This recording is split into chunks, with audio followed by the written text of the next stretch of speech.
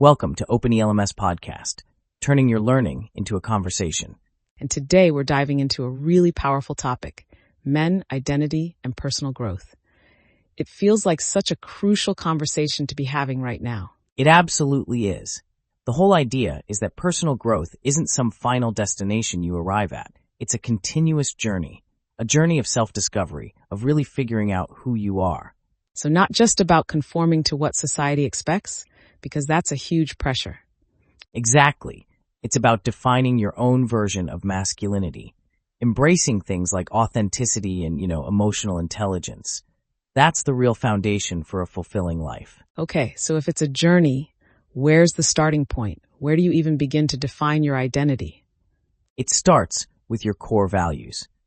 Think of them as your internal compass. They're the fundamental beliefs that guide every single action and decision you make. An internal compass? I like that. So how do you find it? Do you just pick some values from a list? Not at all. You have to reflect. Think about moments when you felt genuinely proud or fulfilled or just energized. What principles were you living by in those moments? Was it integrity, courage, compassion? Got it. So you look backward to find the path forward. And once you have those values, what's next? Do you just write them down? That's the first step. The next is creating a vision. Envisioning your ideal self, creating a really clear mental picture of the man you want to become. It's not just about career, but your character, your relationships, your health, everything. That sounds incredibly powerful. It's like having a roadmap for your own growth. You mentioned integrity as a value. The material really emphasizes that one, doesn't it? Oh, it's a cornerstone. Integrity is all about consistency. It's being honest, having strong moral principles, and making sure your words, your actions, and your values are all aligned. It's doing the right thing, even when no one is watching. And that builds trust, right? Not just with other people, but with yourself.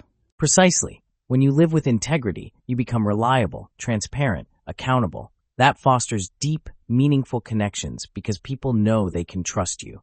And it leads directly to authenticity, being genuinely yourself without any pretense. Which must do wonders for your self-respect. It seems like all these concepts are deeply interconnected. They're like building blocks. Self-respect is that deep internal sense of your own worth. And crucially, it isn't dependent on external validation or what you've achieved. It's about appreciating your own character. So it's about setting healthy boundaries and treating yourself with kindness.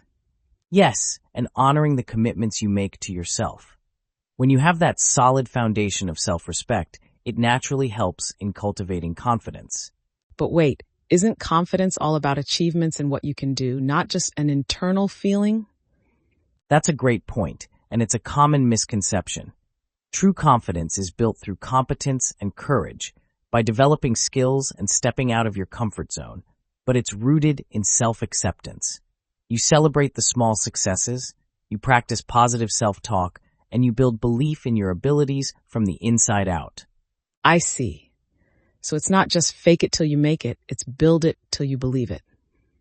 But what about the opposite? What about that nagging voice of self-doubt? The internal barrier, imposter syndrome, fear of failure. It's so common. The first step is just recognizing those negative thought patterns, acknowledging them.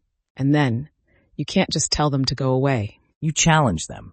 You have to actively question their validity. Ask yourself, is this thought really true? Then you replace it with a realistic, positive affirmation. Focus on your strengths. Remember what you've already overcome. It's a constant process of reframing your mindset. That makes sense. It's like training a muscle. And that strength is what helps you build resilience for when things actually go wrong, right? For external setbacks? Exactly. Life is going to throw challenges at you. That's a guarantee. Resilience is the ability to bounce back from that adversity. It's not about avoiding hardship. It's about navigating through it. And seeing setbacks as opportunities for growth, not just failures. 100%. Every challenge you overcome strengthens your character. So after a setback, you need strategies for rebuilding. It's a proactive process. What does that look like in practice? It means acknowledging your feelings, not suppressing them, learning from what happened, and then creating a clear action plan.